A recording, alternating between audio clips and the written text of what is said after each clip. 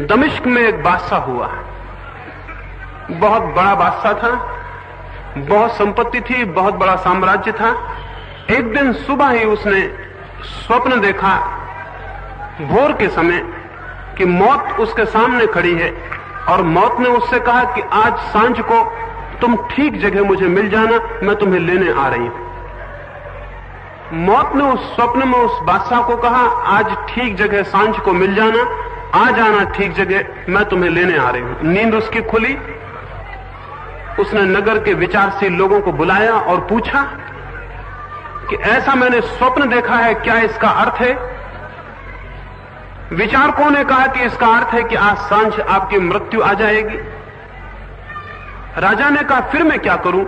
कुछ लोगों ने कहा कि इस महल को छोड़कर आप भाग जाएं, जितने दूर जा सके उतने दूर निकल जाएं। राजा के पास बड़ी तेज चाल से चलने वाला घोड़ा था, उस घोड़े पर सवार होकर वो राजा भागा। सांझ तक वो सैकड़ों मील दूर निकल गया। सूरज डूबने के समय एक बगीचे में जाके उसने शरण ली, निश्चिंतता से ये सोचकर कि अब मृत्यु का कोई भय नहीं है, मैं काफी दूर निकल आया हूं। लेकिन वो घोड़ा बांध भी नहीं पाया था, मुंह फेरा और देखा मौत सामने खड़ी है। तो राजा ने कहा, ये तो बड़ा धोखा दिया, मैं तो इतनी यात्रा किया दिन भर में तुमसे ही भागने को। मौत ने कहा कि यही जगह तो तुम्हारा मिलने का निश्चय था, तुमने इतनी यात्रा हमसे मिलने को की, यही ठीक स्थान है, यही ठीक समय है, इसी के लिए सुबह मैंने तुम्हें निमंत्रण दिया था कि ठीक जगह ठीक समय पर सांझ को मिल जाना, तुम ठीक जगह आ गए हो। उस राजा ने सोचा कि मैं भाग रहा हूं मृत्यु से, लेकिन अंततः पाया कि वो मृत्यु में पहुंच गया है। हम सारे लोग भी भागते हैं, शायद इस कल्पना में कि मृत्यु से बच जाएंगे और जीवन को अनुभव करेंगे, लेकिन अंततः पाते हैं कि मृत्यु के मुंह में पहुंच गए हैं और जीवन से वंचित रह जाते हैं। जीवन को अनुभव करना जीवन का उद्देश्य है। कोई पूछे कि जीवन का लक्ष्य क्या है, तो मैं कहूंगा जीवन को उसकी परिपूर्णता में अनुभव कर लेना।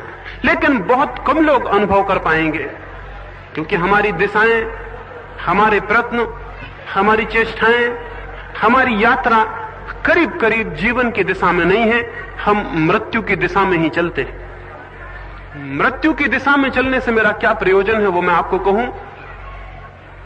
मृत्यु की दिशा में चलने का अर्थ है हम उन चीजों को इकट्ठा करें, उन चीजों को संग्रह करें, उन शक्तियों को खोजें और उनकी साधना करें जिन्हें मृत्यु नष्ट कर देने वाली हो।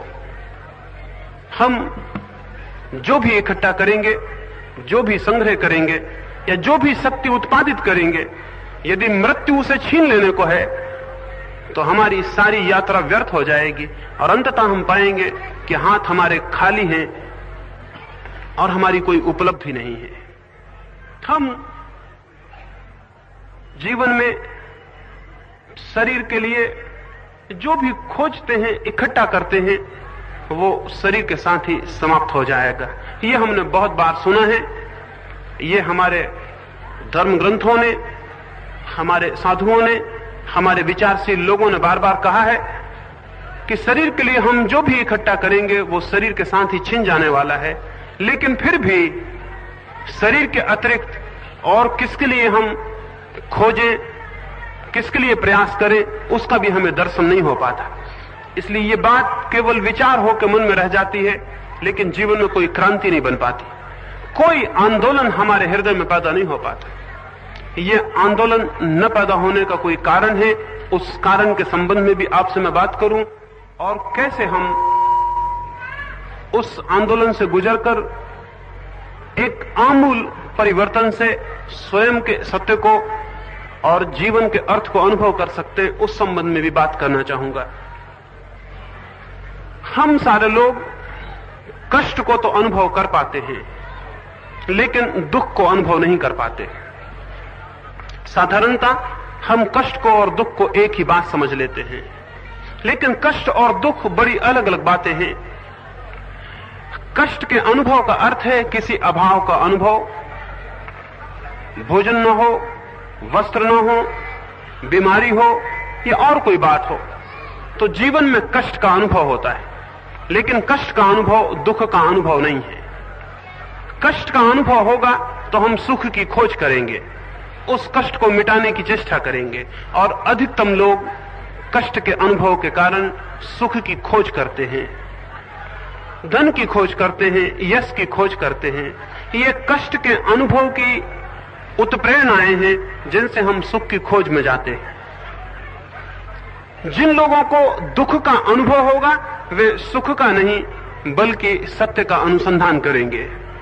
जिन लोगों को दुख का अनुभव होगा वे लोग सुख का नहीं बल्कि आनंद का अनुसंधान करेंगे, और सुख और आनंद के अनुसंधान में दिशा का बुनियादी भेद है। महावीर को या बुद्ध को कष्ट का कोई अनुभव नहीं था, सब उनके पास था, जो भी सुख हो सकते थे उनके पास थे, इसलिए कष्ट की तो कोई प्रतीति नहीं हो सकती थी, फिर भी कोई बहुत गहरे दुख का उन्हें बोध हुआ।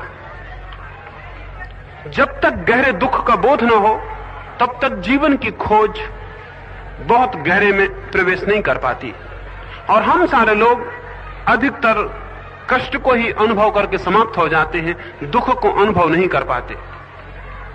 कष्ट का संबंध शरीर से होता है, दुख का संबंध आत्मा से होता है। जब कोई गहरी पीड़ा अनुभव हो और ऐसा प्रतीत हो कि जिस जीवन को मैं जी रहा हूं उसमें कोई भी अर्थ नहीं है, कोई मीनिंग नहीं है, उसमें कोई सार्थकता नहीं है, रोज सुबह उठाने में, रोज सांझ सो जाने में, या कुछ संपत्ति इकट्ठी कर लेने में, या कोई बड़ा मकान बना लेने में। आज सांझ को हम आपके गांव के खंडहर देखने गए, तो वहां मैंने कहा कि इन खंडहरों को देखने के बाद अगर ये ख्याल ना उठता हो कि हम जिन मकानों को बना रहे हैं वो भी खंडहर हो जाएंगे, तो इन खंडहरों को देखना हमारा सार्थक नहीं हुआ।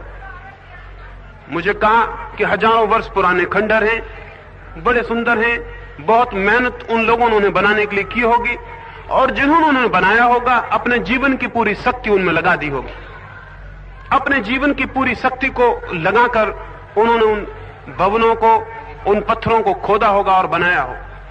लेकिन आज हम उन्हें जमीन से निकाल के विचार करते हैं वो कितने पुराने हैं। जिन लोगों ने उन्हें बनाया वे लोग उन्हें बनाने में नष्ट हो गए होंगे, जिन लोगों ने उन्हें निर्मित किया वे उन्हें निर्मित करने में ही जीवन को अपने समाप्त कर लिए होंगे।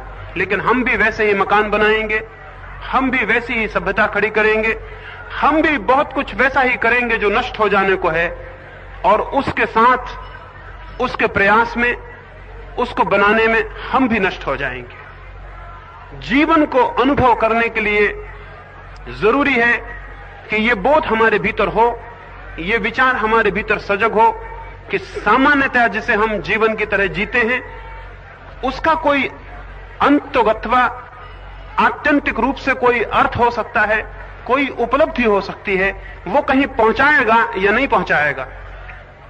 सारे सुख मिल जाएं, सारी व्यवस्था मिल जाए, तो भी मेरे भीतर कोई संगीत उत्पन्न होगा या नहीं होगा, मुझे कोई ऐसी कृतार्थता अनुभव होगी या नहीं कि मैं कहीं पहुंच गया और मैंने कुछ पा लिया। और अगर मृत्यु भी मेरे द्वार पर खड़ी हो जाए तो भी मेरे भीतर एक संपदा होगी जो मृत्यु भी छीन नहीं सकेगी। जब तक ऐसी संपदा का अनुभव न हो जिसे मृत्यु भी छीनने में असमर्थ है, तब तक जानना चाहिए कि हमने जीवन व्यर्थ खोया, हमने जीवन के भीतर से कोई सार, कोई अनुभव, कोई उपलब्धि हम प्राप्त नहीं कर सके।